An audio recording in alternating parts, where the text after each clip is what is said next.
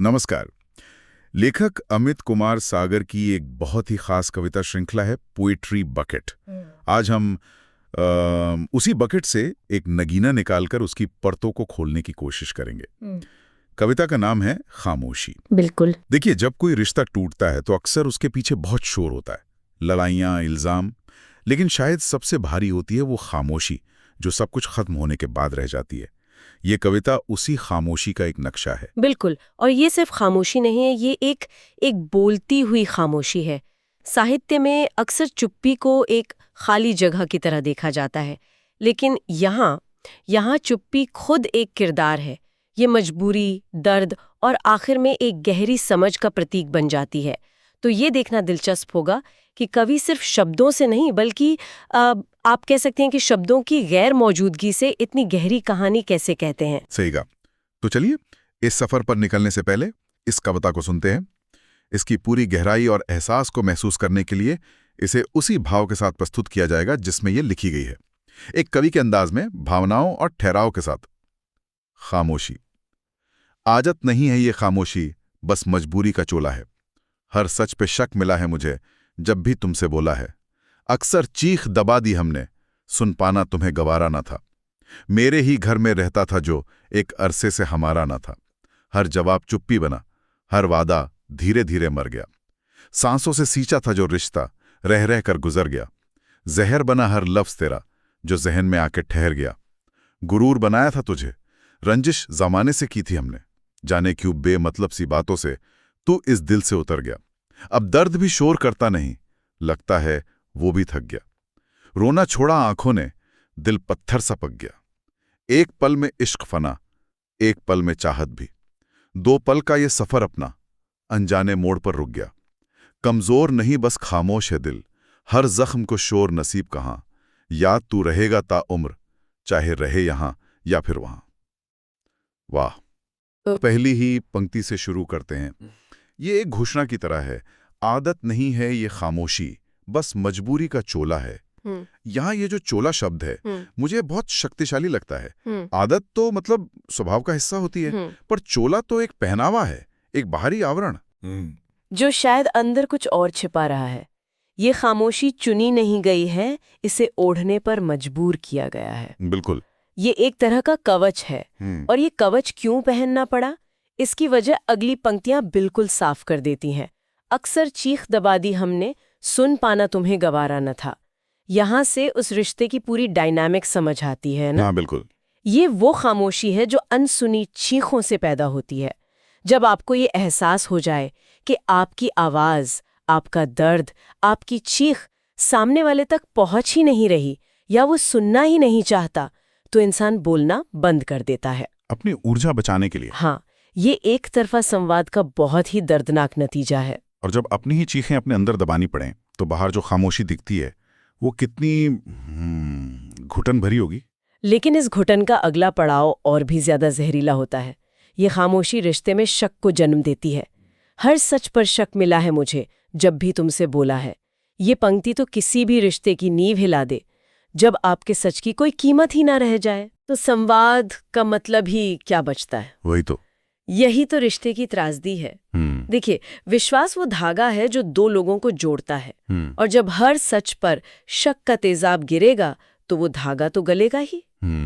और यहाँ अविश्वास कितना गहरा था वो इस पंक्ति से जाहिर होता है। मेरे ही घर में रहता था जो एक अरसे से हमारा न था। ये शारीरिक मौजूदगी और भावनात्मक गैर मौजूदगी का जो विरोधाभास है, वो किसी भी अकेलेपन से ज्यादा भयानक होता है। मतलब एक अजनबी के साथ रह रहे हैं जिसे कभी आपने अपनी दुनिया समझा था। बिल्कुल। क्या ये रिश्ता अचानक टूटा? मुझे ऐसा नहीं लगता। कभी इस प्रक्रिया को बहुत धीरे धीरे घटते हुए दिखाते हैं ना। हर जवाब चुप्पी बना, हर वादा धीरे धीरे मर गया। हाँ, ये पंक्तियां बताती हैं कि एक धीमी मौत थी। एक एक करके उम्मीदें टूटी, सवाल खामोशी में गुम होते गए। और यहाँ सांसों से सींचा था जो रिश्ता में सींचना शब्द का चुनाव बहुत बहुत अहम है। ये रिश्ते को एक जिंदा पौधे की तरह दिखाता है जिसे रोजाना ध्यान और ऊर्जा की जरूरत होती है। सही बात है। ये सिर्फ प्यार करना नहीं, बल्कि उसे जिंदा रखने की एक एक्टिव रोज की कोशिश थी। कवि ने इस एक शब्द से अपनी पूरी मेहनत और समर्पण को बयां कर दिया है। लेकिन जब सामने से पोषण मिलना बंद हो जाए तो आप अपनी सांसों से भी कब तक किसी चीज को जिंदा रख सकते हैं? नहीं रख सकते। इसीलिए वो रह रह कर गुजर गया, यानी तड़प तड़प कर मरा। तो ये रिश्ता अविश्वास और अनसुनी चीखों के बोझ तले दब रहा था। लेकिन इस घुटन के बाद जो पड़ाव आता है वो शायद कड़वाहट का है। मुझे ये देखकर हैरानी होती है कि कैसे जो एहसास कभी गुरूर था वो जहर में बदल गया। गुरूर बनाया था तुझे, रंजिश जमाने से की थी हमने। ये बताता है कि उस इंसान को किस हद तक चाहा गया था।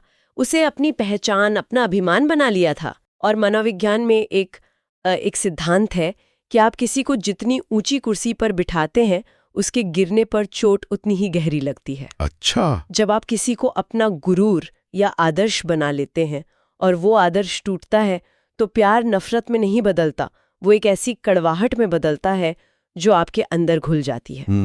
इसीलिए अगली पंक्ति है, जहर बना हर लफ्ज तेरा जो जहन में आके ठहर गया। वो शब्द जो कभी मरहम थे अब जहरीले कांटों की तरह जहन में चुभ रहे हैं। और जो बात मुझे सबसे ज्यादा सोचने पर मजबूर करती है वो है रिश्ते के टूटने की वजह। जाने क्यों बेमतलब सी बातों से तू इस दिल से उतर गया। हाँ। कोई बहुत बड़ी खता नहीं, कोई बड़ा धोखा नहीं, बल्कि छोटी छोटी बेमतलब की बातें। क्या अक्सर रिश्ते ऐसे ही नहीं खत्म होते? बिल्कुल। बड़ी लड़ाइयों से ज्यादा रोज रोज की छोटी छोटी उपेक्षाएं मार देती हैं। सही कहा, इसे डेथ बाय 1000 कट्स कहते हैं। हाँ। एक बड़ा जख्म शायद भर भी जाए, लेकिन 1000 छोटी छोटी खरोंचें इंसान को अंदर से खोखला कर देती हैं। और जब कोई दिल से उतर जाता है तो ये एक बहुत स्थायी अवस्था है। नफरत शायद कम हो जाए, गुस्सा ठंडा हो जाए, लेकिन जब सम्मान खत्म हो जाता है तो रिश्ते में कुछ नहीं बचता। इस सब के बाद जो अवस्था आती है वो ना गुस्से की है न कड़वाहट की, वो एक अजीब सी सुन्नता है। अब दर्द भी शोर करता नहीं, लगता है वो भी थक गया। जब मैं ये पंक्ति पढ़ता हूं तो मेरे मन में एक सवाल उठता है, क्या ये ताकत की निशानी है या पूरी तरह से हार मान लेने की? ये एक बहुत जरूरी सवाल है। मेरे ख्याल में ये दोनों के बीच की एक जगह है। ये एक तरह का इमोशनल बंकर बनाना है। जब बाहर से लगातार हमला हो रहा हो तो इंसान अपने अंदर के सबसे कीमती हिस्से को बचाने के लिए उसे पत्थर की दीवारों के पीछे छिपा देता है। अच्छा। यही अगली पंक्ति कहती है, रोना छोड़ा आंखों ने, दिल पत्थर सा पक गया। त्रासदी ये है कि वो दीवार उसे बाहर के दर्द से तो बचाती है पर अंदर की खुशी को भी कैद कर लेती है। मतलब ये हार मानना नहीं है, ये एक सर्वाइवल मैकेनिज्म है। दिल और चोट बर्दाश्त नहीं कर सकता, इसलिए उसने महसूस करना ही बंद कर दिया है। और इसी सुन्नता में शायद एक तरह की स्पष्टता आती है। एक पल में इश्क फना, एक पल में चाहत भी। 2 पल का ये सफर अपना अनजाने मोड़ पर रुक गया। यहां लड़ाई खत्म हो चुकी, अब सिर्फ एक स्वीकृति है कि जो कुछ भी था वो 2 पल का था और अब खत्म हो चुका है। इसमें कोई मलाल नहीं, बस एक ठंडा सच है। हाँ, और ये कविता के आखिरी और सबसे परिपक्व हिस्से की तरफ ले जाता है। अब तक हम दर्द, धोखे और कड़वाहट से गुजरे हैं, लेकिन अब कवि अपनी खामोशी को एक नई परिभाषा दे रहे हैं।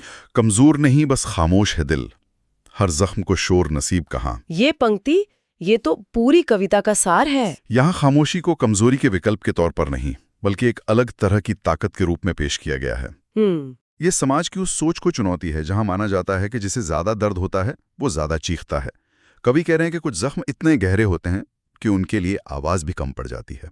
बहुत खूबसूरती से कहा। ये वो ताकत है जो बहुत कुछ सहने के बाद आती है। ये समझ कि अब शोर करने से, शिकायत करने से कुछ हासिल नहीं होगा। बिल्कुल।